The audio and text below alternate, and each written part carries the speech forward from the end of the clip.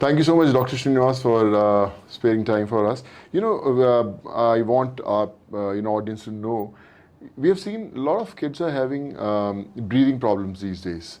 And what do you think? It's because of the air they breathe in, or what exactly it is? Firstly, it's my pleasure to have chat with you, sir. Thanks so much, sir. Definitely, breathing problems are increasing in children. If you look at breathing problems, there are mainly two types. One is infections, other is allergies. And if you look at one thing that's increasing the risk of both, it's air pollution.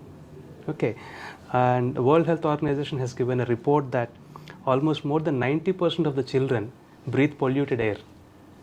Okay, COVID has taught us how to prevent the spread of infections. Right. And I think it's now time to act on air pollution that will increase the risk of not only infections but also allergies as well.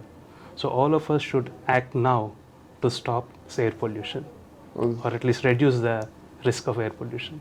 So guys, remember, you have to really take care of the air pollution for your kids. Thank you so much, Doctor. And Doctor, another thing I wanted to check with you was that, a lot of kids who have these respiratory problems. So what precautions should parents take care, or how should they handle that? Yeah. So now kids are going back to school after the COVID, and you expect a lot of them to have viral infections, frequent colds and coughs. So because they're viral infections, usually most of the time rest and giving some plenty of fluids, paracetamol will do. Parents should stop sending these children to school, because otherwise they'll spread the infection to other kids as well. True. In our country, there is a lot of misuse of cold and cough syrups and antibiotics. And I want to take this opportunity to tell that antibiotic resistance is a major problem in our country now. Unless we stop this misuse of antibiotics, tomorrow there will be no antibiotics left for our kids. So please use antibiotics judiciously, only on the advice of your doctors. So that's one message I want to Great, thank you so much. Now we know that every family has a doctor. Thoda sa problem hua, they'll say, chalo yaar, give that medicine. That they should avoid. Yeah. So nowadays, even to treat small conditions like pneumonia or urine infection, we have to use very high antibiotics.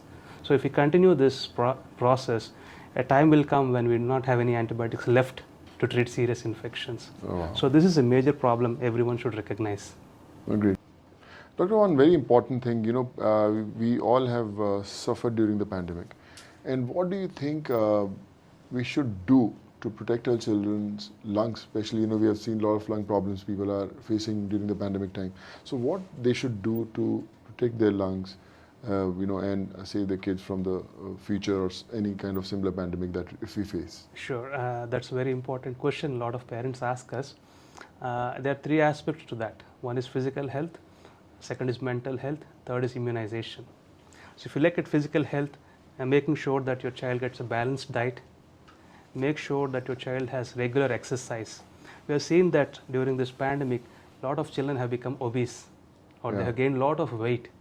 So a good weight is very important for a good health.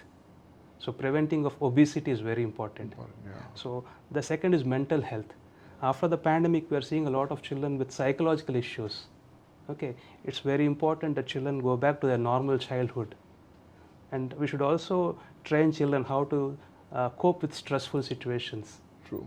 That's second thing. And the third thing is immunization, not only against COVID, but also against other infections. During this pandemic, we saw that many of children are missing their immunizations because they're not willing to go to the doctors. Right. So parents should make sure that the children have the regular immunizations to boost their health.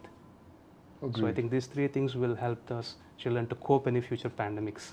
Agreed. Thank you so much for the very, very important info, Doctor. And I hope everyone who is listening to Dr. Srinivas make a proper note how to take care of your kids. So no, I could see that you're a very fit person. You must be traveling around and be exposed to different foods and environments as well.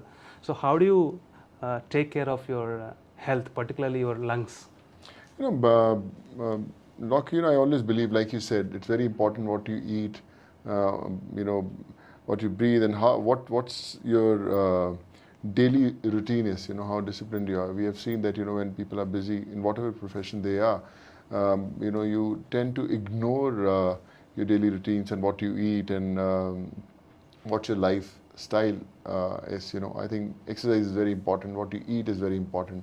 Of course, what you breathe is very important. That's not in our hand nowadays, since we are exposed to everything. But I think a more disciplined life keeps me going, and I eat right. I'm a vegetarian, so wherever I'm traveling also, I try to eat healthy, and I think that keeps me going.